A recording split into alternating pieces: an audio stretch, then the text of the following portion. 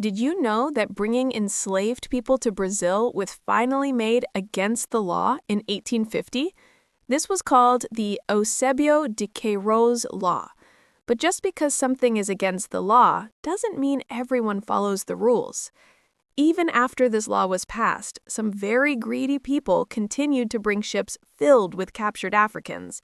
They would sneak the ships into hidden coves and beaches at night when they thought nobody was watching. They were breaking the law because they only cared about making money, not about treating people fairly.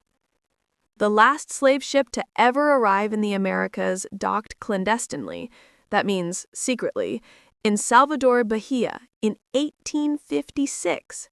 This was 6 whole years after the practice was made illegal. Can you believe that? The ship had to hide from authorities and unload people in the dark of night. This wasn't just a ship, it was a symbol of defiance against an unjust system and a testament to the relentless fight for freedom that was already brewing. By this time, many enslaved people and their allies were organizing and finding ways to resist.